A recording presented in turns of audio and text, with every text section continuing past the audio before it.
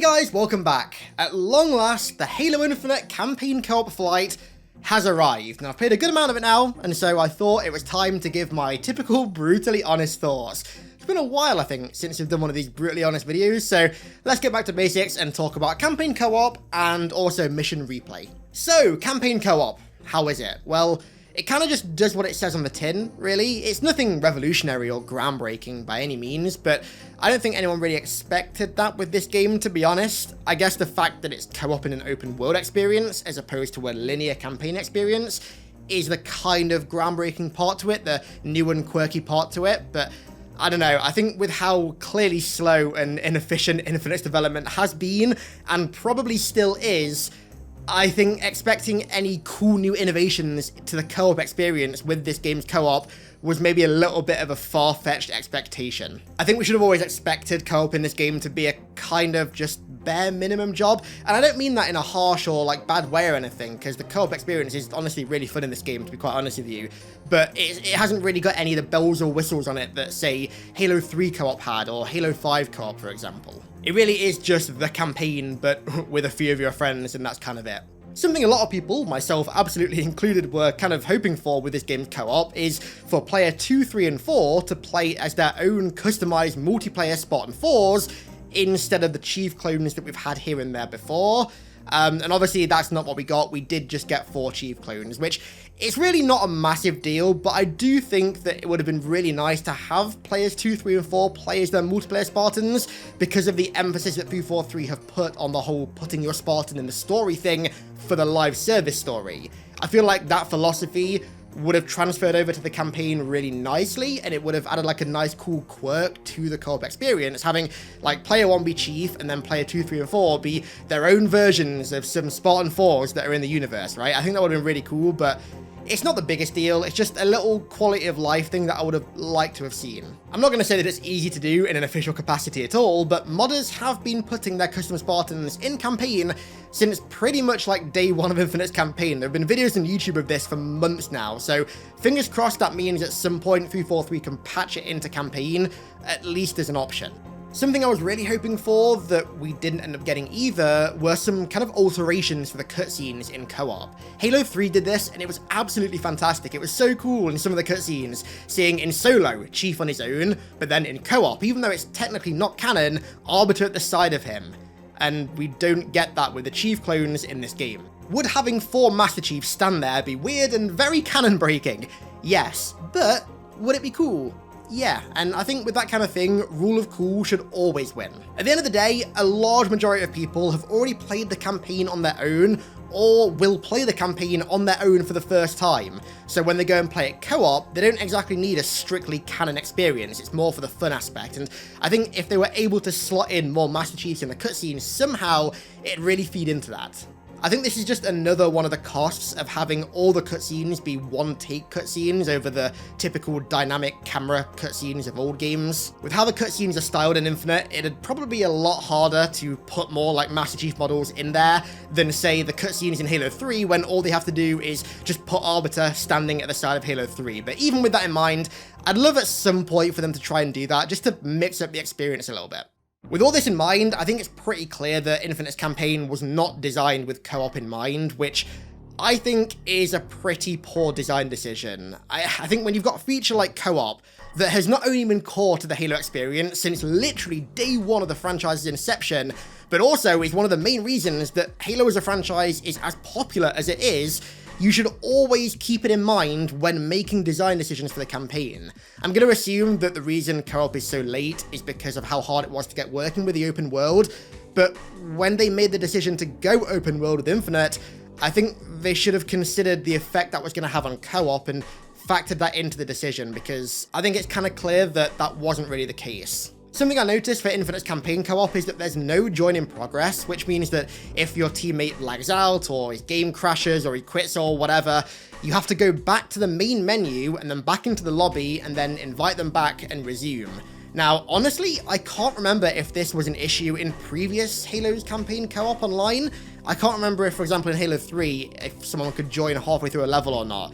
Someone in the comments will have to remind me on that because I genuinely can't remember. This is a bit annoying, but I don't mind it too much. Now, something that was a really nice surprise actually was the tether. So if you're not aware, the tether is basically how far players can go from the host before they're essentially forced back to the host location, so the game doesn't try and render too much of the world and cause stability issues.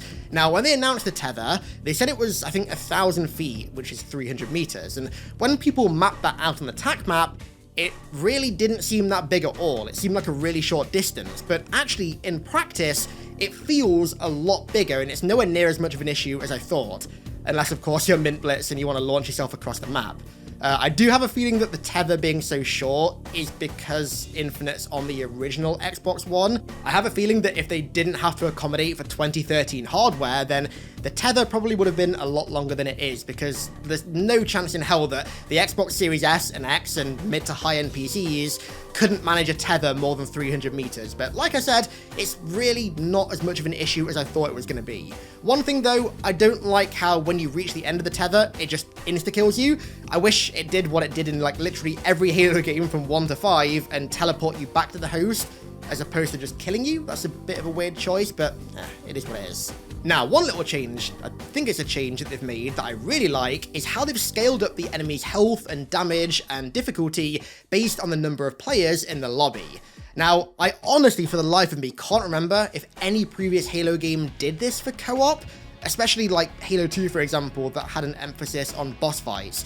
Let me know down below in the comments if they did or didn't, but I do like how Infinite's done this. It's made sure that bosses don't get destroyed in co-op, because if they had the exact same health but had to fight 4 Master Chiefs instead of just 1, then the odds would have been tipped a little less in their favor, I'd say. So this is a nice balancing change that makes co-op still feel challenging but equally rewarding.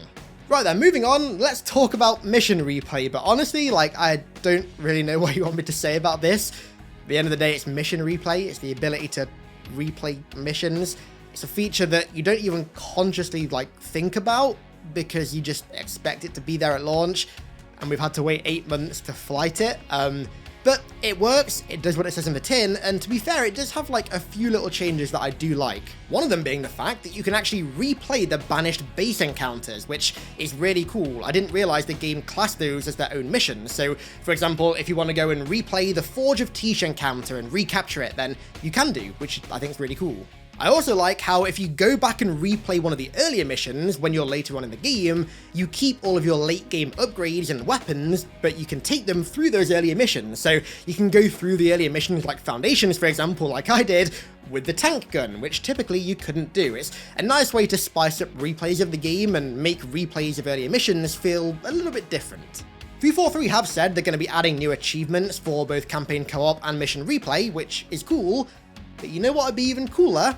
Adding some actual armor unlocks for these achievements that aren't just like armor colors or emblems. This would be a fantastic opportunity to add some like challenges or unique achievements to the campaign that reward you with actual armor, like in Halo 3 and Halo Reach and Halo 4, for example. This game is really missing that kind of stuff, and if they're going to be adding more achievements, I feel like that's a great opportunity to add some armor rewards as well. One thing I noticed that was really good about this co-op experience was the connection and just how good it felt.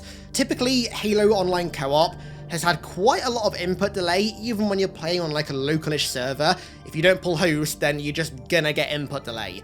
But now, because the campaign co-op runs on dedicated servers like Halo 5, it's a really, really enjoyable experience with no input delay whatsoever. The other night, I played with Late Night Gaming on a stream, and he was the host of the game, so I'm gonna assume that we were playing on like a North American East server, probably. And I was getting like 30 ping, and the game felt like butter. The connection and the overall experience was fantastic. And honestly, that kind of extends as well to how buggy co-op felt, or rather how buggy it didn't feel. We had the odd issue with like physics, for example, like the odd little physics effect getting a little bit weaker when we got to the open world, and there was a little bit of desync every now and then if, for example, I stood on top of a pelican, which I wasn't meant to stand on. But other than those two really minor things, the experience felt pretty damn polished and buttery smooth overall, which, to say it's a flight, I think is pretty damn good. So overall, both campaign co-op and mission replay are pretty damn good. They're not really features that I ever expected to kind of rate in any way, but they're pretty polished, relatively bug-free, and everything that's there works really well. It's just really weird to me that I'm having to rate features like co-op and mission replay. It's strange, but at least Infinite's got them now. At least in a beta state, it's got them. But they're coming, and they work really well from what I've played so far, which is definitely good. And so that's a great place to round this video out, I think. I don't really have that much to say overall, but I wanted to give my thoughts on it, considering this is a pretty big milestone for Infinite, because these are two of the most core features that have been missing, and getting them back is a pretty big deal. So yeah, let me know your thoughts down below on them if you've managed to get into the flight and played it yet. Let me know what you think of co-op, whether you like it or not, whether you like the mission replay feature, whether you like the fact that it's in the TAC map, or whether you prefer the old list method, which is such a specific thing to even talk about, but let me know down below in the comments. And with that said, let's round this one out here. I want to give a massive thank you to all of my amazing patrons for the continued support over there, as per usual, and thank you all so much for watching. I really appreciate it, and I'll catch you all in the next one.